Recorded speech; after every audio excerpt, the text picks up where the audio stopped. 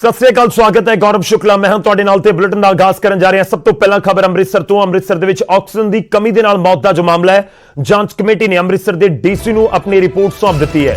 नीलकंठ हस्पताल Covid panel तो बाहर किता गया है। जिह हस्पताल कोरोना इलाज के मापदंडों के उत्ते खरा नहीं उतरदा है। हस्पताल जांच रिपोर्ट के विच कहा गया है हस्पताल दे विच माहर डॉक्टरां की कमी है। हस्पताल दे विच ऑक्सीजन की कमी की जानकारी प्रशासन नूं नहीं दी गई। यह भी रिपोर्ट के विच खुलासा किया गया। तो बड़ी खबर है इस समय की, अमृतसर के नीलकंठ हस्पताल दे विच एक प्राइवेट हस्पताल दे विच कुछ लोगों की मौत हुई सी, जिन्हां दे विच कुछ कोरोना के मरीज भी सी।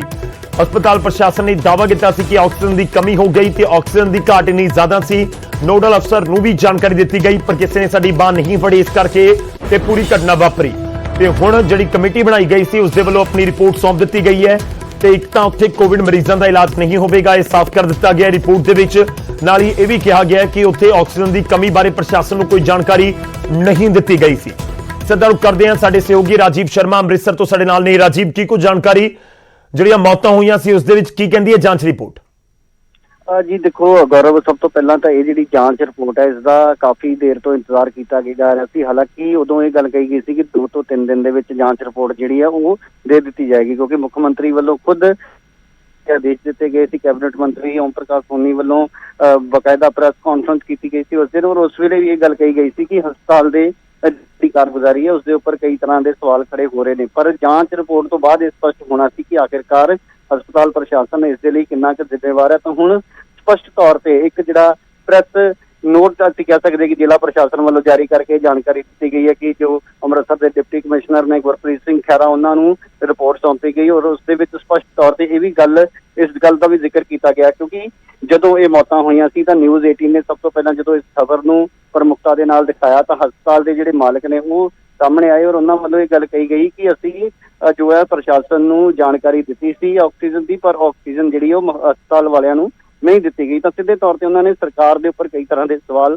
खड़े किए सन, सरकार की कारगुजारी से सवाल खड़े किए, पर हुण सरकार की जांच दे विच सीधे तौर पर जो हस्पताल है वो दोषी पाया गया। तो हुण उन्हां दे खिलाफ किस तरीके की ये देखने वाली गल होएगी। पर फिलहाल जिहड़े कोविड की जिहड़ी एक लिस्ट है जिहड़े हस्पताल कोविड के मरीजों का इलाज कर सकते सी, उस सूची के विचों फिलहाल इस हस्पताल नूं जो है वो बाहर कर दिता गया है। जी FIR भी हो सकती?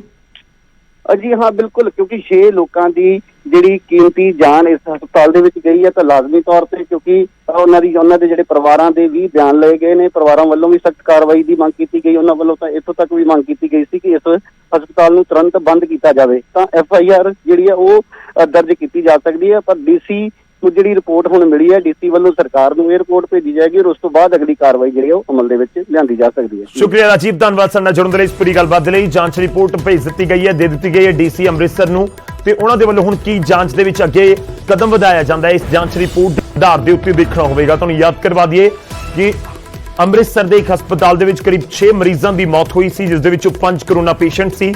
ऑक्सीजन की कमी दे नाल मौत होई ये दस्सिया गया। हस्पताल प्रबंधकों का दावा सी कि असीं तां नोडल अफसर नूं जिहड़े स्थानक प्रशासन के लोग ने उन्होंने लगातार ये कह रहे थे कि तुसीं ऑक्सीजन की सप्लाई यकीनी बनाओ, उन्होंने नहीं की, तो उस तो बाद ये घटना वापरी है। 2 चीज़ां ने, एक तो कार्रवाई का जिक्र किया गया कि होनी चाहिए है जांच रिपोर्ट के जो जानकारी साडे कोल है, ते दूजा यह भी कहा गया है कि कोरोना का जिहड़ा एक लिस्ट है हस्पतालों की उसदे विचों भी इस प्राइवेट हस्पताल नूं बाहर कर दिता जाए।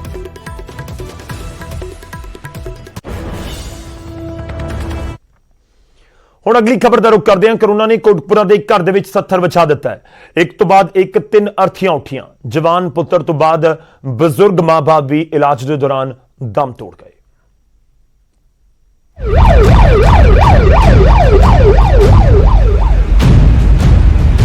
फरीदकोट च पैंदे कोटपुरा के एक परिवार ते कोरोना कहर बन के टुटिया है। इक्को घर के 3 जियां दा काल कोरोना बन गया। एक हफ्ते के अंदर अंदर ही घर चों 3 अर्थियां उठियां। करीब एक हफ्ते पहला इस परिवार के करीब 40 साल के नौजवान गगन गोयल की मौत हुई सी। वो कोरोना पॉजिटिव सन।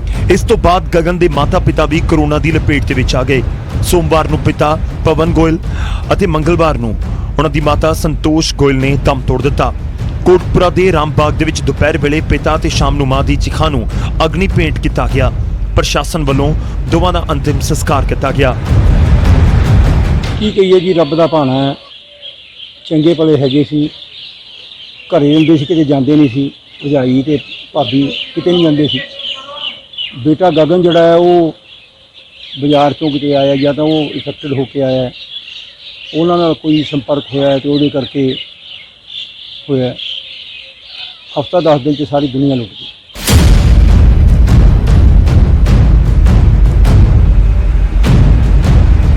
ਇਨ੍ਹਾਂ ਸਭ ਹੋਣ ਤੋਂ ਬਾਅਦ ਵੀ ਪਰਿਵਾਰ ਤੋਂ ਕਰੋਨਾ ਦੀ ਬਲਾ ਟਲੀ ਨਹੀਂ। ਮ੍ਰਿਤਕ ਗਗਨ ਦੀ ਪਤਨੀ ਅਜੇ ਵੀ ਕਰੋਨਾ ਦੀ ਲਪੇਟ ਦੇ ਵਿੱਚ ਹੈ ਅਤੇ ਆਪਣੇ ਪੇਕੇ ਘਰ 'ਚ ਕੁਆਰੰਟੀਨ ਹੈ। ਹਾਲਾਂਕਿ ਉਹਨਾਂ ਦੀਆਂ 13 ਅਤੇ 5 ਸਾਲ ਦੀਆਂ ਦੋਵੇਂ ਬੱਚੀਆਂ ਦੀ ਕਰੋਨਾ ਰਿਪੋਰਟ ਨੈਗੇਟਿਵ ਆਈ ਹੈ। ਫਰੀਦਕੋਟ ਤੋਂ ਨਰੇਸ਼ ਸੇਠੀ, ਨਿਊਜ਼ 18 ਪੰਜਾਬ।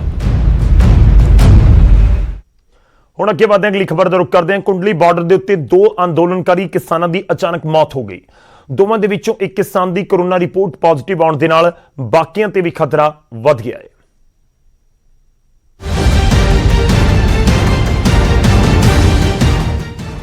ਦਿੱਲੀ ਦੀਆਂ ਹੱਦਾਂ ਤੇ ਚੱਲ ਰਹੇ ਕਿਸਾਨ ਅੰਦੋਲਨ ਤੇ ਵੀ ਕਰੋਨਾ ਦਾ ਸਾਇਆ ਹੈ। ਕੁੰਡਲੀ ਬਾਰਡਰ ਤੇ ਚੱਲ ਰਹੇ ਧਰਨੇ ਦੇ ਵਿੱਚ 2 ਕਿਸਾਨਾਂ ਦੀ ਮੌਤ ਹੋ ਗਈ ਹੈ। ਪਟਿਆਲਾ ਦੇ ਬਲਬੀਰ ਸਿੰਘ ਦੀ ਅਚਾਨਕ ਸ਼ੱਕੀ ਹਾਲ ਦੇ ਵਿੱਚ ਮੌਤ ਹੋ ਗਈ। ਉਹ ਕਈ ਦਿਨਾਂ ਤੋਂ ਧਰਨੇ ਦੇ ਵਿੱਚ ਸ਼ਾਮਲ ਸਨ। ਇਸ ਤੋਂ ਬਾਅਦ ਲੁਧਿਆਣਾ ਦੇ ਮਹਿੰਦਰ ਸਿੰਘ ਦੀ ਵੀ ਦਿਲ ਦੀ ਧੜਕਣ ਰੁਕਣ ਦੇ ਕਾਰਨ ਮੌਤ ਹੋ ਗਈ। ਸੋਨੀਪਤ ਦੇ ਸਿਵਲ ਹਸਪਤਾਲ ਦੇ ਵਿੱਚ ਉਸ ਵੇਲੇ ਹਫੜਾ ਦਫੜੀ ਮਚ ਗਈ ਜਦੋਂ ਬਲਬੀਰ ਸਿੰਘ ਦੀ ਕਰੋਨਾ ਰਿਪੋਰਟ ਪੋਜ਼ਿਟਿਵ ਆ ਗਈ। ਪੁਲਿਸ ਨੇ ਡਾਕਟਰਾਂ ਨੂੰ ਦੋਵਾਂ ਮ੍ਰਿਤਕਾਂ ਦਾ ਟੈਸਟ ਕਰਨ ਨੂੰ ਕਿਹਾ ਸੀ। डेड बॉडी आई थी बलबीर सिंह सन ऑफ मक्खन सिंह, कुंडली फार्मा एजुकेशन साइट से आई थी, कल रात को आई थी। पुलिस की रिक्वेस्ट थी कि उसका कोविड-19 टेस्ट किया जाए, तो वो रैपिड एंटीजन टेस्ट में बॉडी पॉजिटिव आई है। किसानों की मौत के मामले की पुलिस जांच कर रही है। ये मृतक है महेंद्र सिंह सन ऑफ निक्का सिंह। इसका गांव पंजाब के अंदर पड़ता लुधियाना में लोवाल। ये 15 दिन से यहाँ करीब आया हुआ था धरने में, और वहीं पे कच्ची झोपड़ी बना के ना उसमें रात करता था। अच्छा। और इसकी ना ऐसा अटैक की वजह से मौत हुई। उधर किसान आगू इस सारे मामले के पीछे किसान अंदोलन बदनाम करने की गहरी साजिश दस रहे ने। सरकार की एक चाल है जिसकी वजह से जब हमारा किसान को बुखार हुआ ही नहीं, तो पुलिस क्यों लिख रही है कि इसको बुखार है 2 दिन से? किसने बता दिया पुलिस को कि 2 दिन से इसको बुखार था? ये जानबूझकर लिखा गया, और जानबूझकर ये लिखने के बाद जहाँ पे उसका मतलब कोविड टेस्ट करवाया, और कोविड टेस्ट की भी कोई बात नहीं, जानबूझकर उसका कोविड को पॉजिटिव की रिपोर्ट दी गई, सिर्फ आंदोलन को बदनाम करने के लिए हमारे को। ये दोवें किसान लंबे समय तो अंदोलन ਦੇ ਵਿੱਚ ਸ਼ਾਮਲ ਸਨ।